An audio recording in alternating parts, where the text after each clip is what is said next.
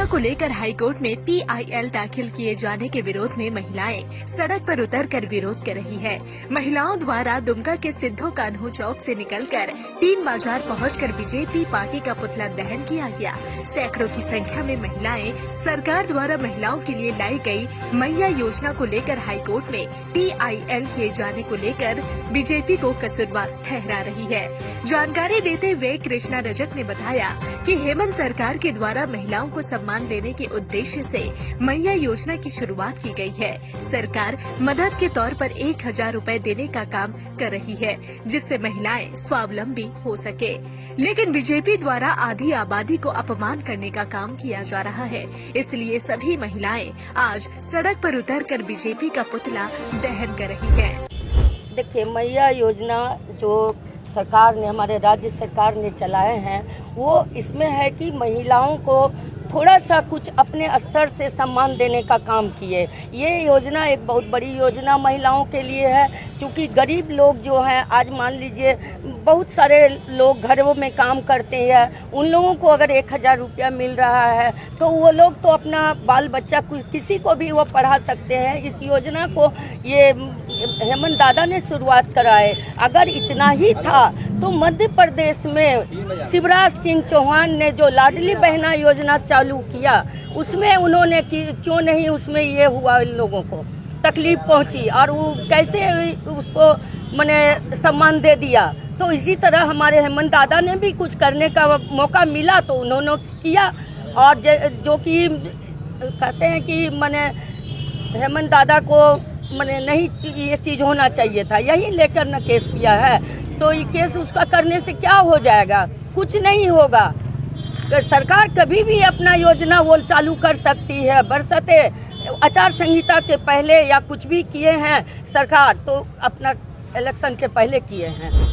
वहीं दूसरी ओर महिला ने कहा कि मध्य प्रदेश सरकार में लाडली योजना के तहत लाभ दिया गया था, तो क्या वह सही था? लेकिन जब हम लोगों के सरकार हेमंत दादा के द्वारा महिलाओं को सम्मान दिया जा रहा है तो यह बीजेपी को खराब लग रहा है, इसलिए हम लोग इसका पुरजोर विरोध कर रहे हैं। ये एक हमारी एक मजबूरी भी है और ये हमारी महिलाओं का अपमान है। केंद्र सरकार ने हमें अपमानित करने का काम किया है। आज तक तो राज्य सरकार ने हमें सम्मान दिया, हमारा जो प्रतिष्ठा है हमारे परिवार में बढ़ाया है, समाज में बढ़ा है। 1000 रुपया दे करके हर महिला को सम्मानित किया है उन्होंने। उनका सम्मान सिर्फ 1000 रुपये से ही बढ़ गया है। घर में उसके पति के नज़रों में, बच्चों की नज़रों में, समाज के नज़रों में, हर तबका में उसका सम्मान बढ़ा है। ये तो बहुत बड़ी, एक आम महिला के लिए, गरीब महिला के लिए बहुत बड़ी बात है, बहुत बड़ी उपलब्धि है हमारी। और इस उपलब्धि के खिलाफ हम कैसे, केंद्र सरकार जो है अभी इस योजना को बंद कर रही है। ये अगर फिर इसके बाद बोलती है कि हम महिला विरोधी नहीं है। कैसे नहीं है? महिला विरोधी तो पूरा वो भारतीय जनता पार्टी है ही।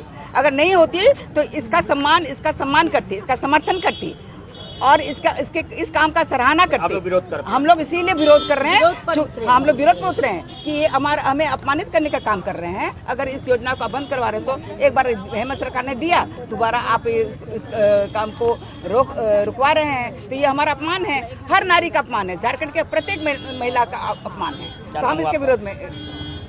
मेरा नाम एलिजाबेथ है। वहीं इस मामले में भाजपा प्रदेश अध्यक्ष बाबूलाल मरांडी ने कहा कि हमें तो इसकी जानकारी ही नहीं है कि किसने हाईकोर्ट में PIL दाखिल किया है।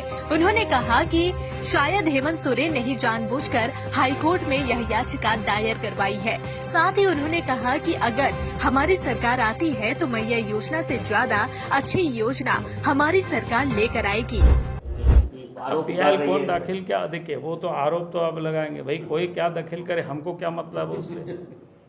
हम तो जानते भी नहीं है कौन दाखिल किया। हमें तो लगता है कि हेमंत सोरेन ने ही दाखिल करवाया होगा और जानबूझ करके ताकि बीजेपी के ऊपर आरोप मार दो।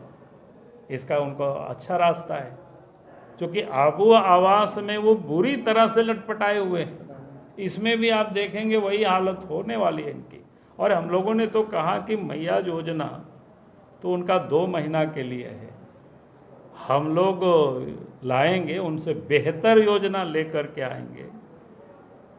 और उसके बाद क्या बोलते हैं, सरकार बनने के बाद पूरे 5 साल चलेगी, आप देखेंगे। सर फ्री बांट आपको बता दें कि शनिवार को सिमडेगा निवासी विष्णु साहू ने मैया योजना के विरोध में अधिवक्ता राजीव कुमार के माध्यम से हाईकोर्ट में यह याचिका दाखिल की थी। इस याचिका में उनके द्वारा बताया गया है कि झारखंड में 2 माह के बाद ही विधानसभा का चुनाव होना है।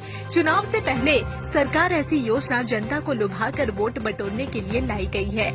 योजना में सीधे पैसा बिना किसी सत्यापन के भेजा जा रहा है। सिर्फ ऑनलाइन करने के बाद पैसा खाता में पहुंच रहा है। इसकी कोई जांच नहीं हुई है कि आखिर उनका आर्थिक हालत कैसा है।